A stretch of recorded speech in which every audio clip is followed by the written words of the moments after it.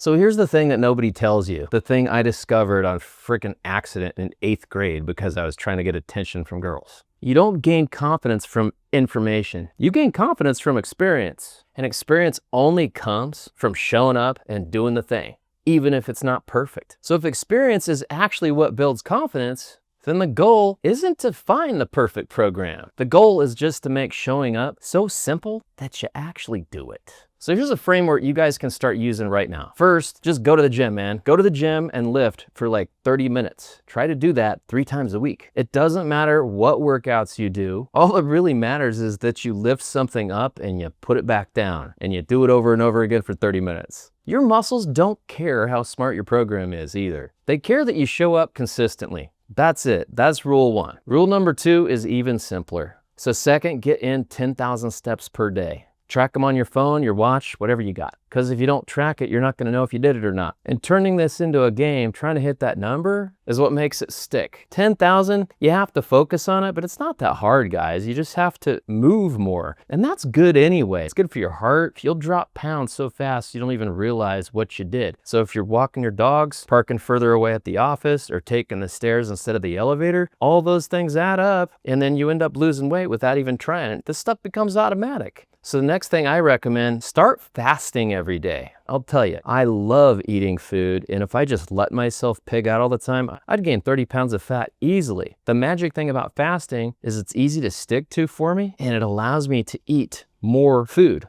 And all you're really doing is switching around the times that you're eating or not eating.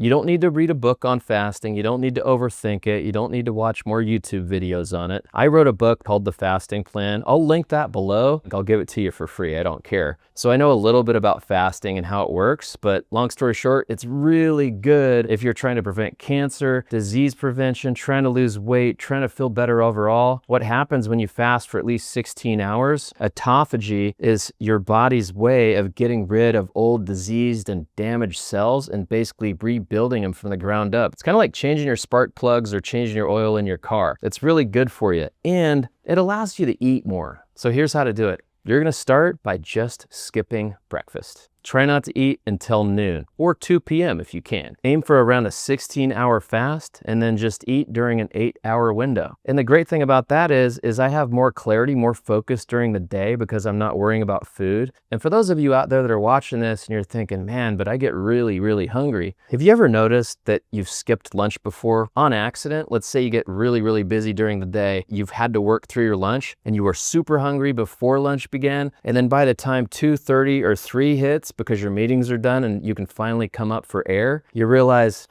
I'm not really that hungry now. What the heck is going on? Well, your hunger hormones, leptin and ghrelin, one tells you you're full, one tells you you're hungry. Things dip and you become less hungry. Your body is auto-regulating itself. So by the time you do eat at 3 or 4, you're not gonna eat as much because you're not as ravenous. Any of you guys shopped while you're hungry? Or you go to a restaurant, you order a bunch of appetizers because you're starving, and then you're like, damn, that's a lot of food. I shouldn't have ordered all that. Yeah, because your lizard brain up here is telling you that if you don't get food soon, you're gonna do something really terrible because you're hangry as heck, right? But if you just go another hour or 2, you'll notice that it gets easier. And the more that you fast, the easier it gets. So if you think about the logic of fasting, if you skipped a couple meals, so it doesn't matter if you go to Carl's Jr. or McDonald's or something, or eat a pizza for dinner, you didn't eat anything earlier in the day. Those calories that you would have eaten, let's say it's around 1,000 calories, well, now you have an extra 1,000 calories to eat. So even if you go off the deep end, you kind of give yourself a cushion.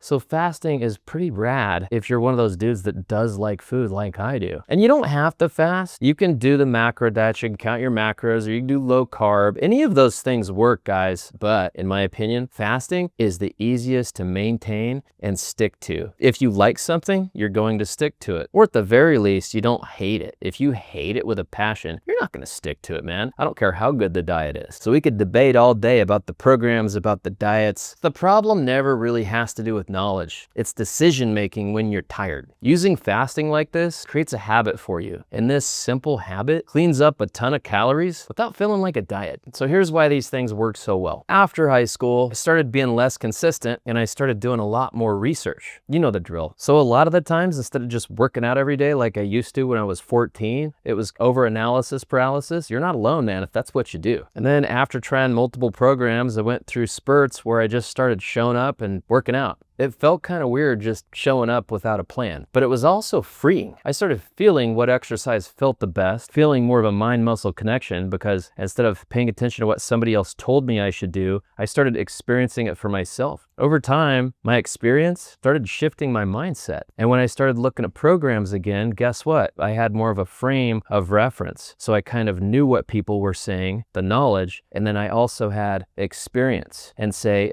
this works better for me, this one doesn't. I could compare advice to what I'd actually tried. That did more for my confidence than any plan ever could. So my point with all this is confidence is the remembrance of winning. If you have more wins, you're gonna start building confidence. And the only way to get more wins is to do more things. So action will always trump overthinking. So again, confidence is the remembrance of winning. So to get confidence, get some wins with action. And here's another thing.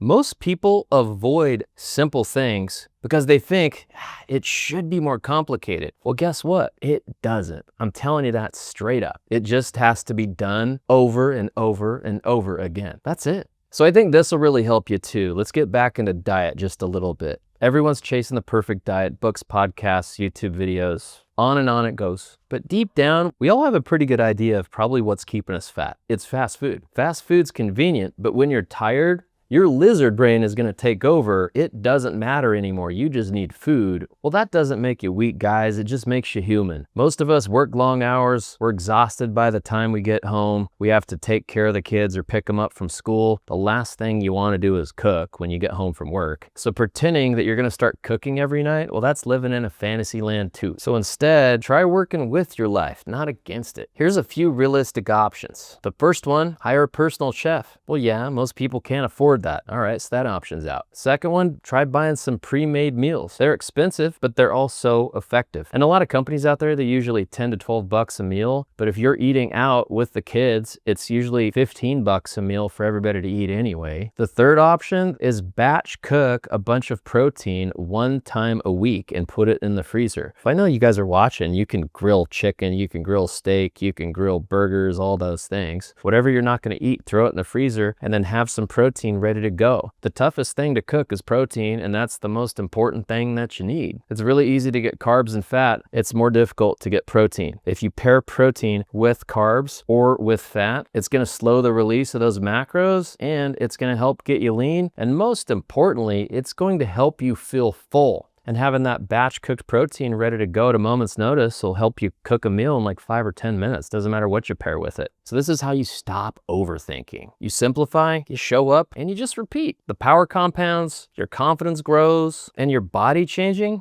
that's just a byproduct. So forget finding the perfect program. But most guys don't struggle because they don't know what to do. They struggle because they can't stick to the thing that they decided to do. It's usually not a discipline problem, it's just a system problem, a habit problem. What actually helps is having something like an operating system so things become automatic. A simple and repeatable way to train and to eat that you can run every day even if you're busy, even when you're tired, even when motivation isn't there. Something that just removes the guesswork. So that way, all you have to do is show up and execute. This is especially important if you're in your 30s, 40s, or 50s because you have more responsibilities and way less time to overthink it. You want to feel capable, athletic, and in control of your body again. The simpler the system, the easier it is to stick to it. And the better your results are going to be over time because you've just showed up over time. And not because it's magic, but because it fits real life. So here's your option. You can take what you learned today, lift a few days a week, walk every day, keep things simple, try fasting, and if not, just avoid fast food at the very least. Just start showing up, dry, rinse, repeat. That's it. This alone is going to put you ahead of 99% of the people out there. Here's your other option. If you want a simple system that just removes the guesswork, makes consistency easier, and helps you get there faster without overcomplicating things, that option exists too. Either way, the destination is the same. One path just gets you there faster and makes it easier to stick to. So if you've made it here this long, I appreciate you for watching. My goal with this channel is simple.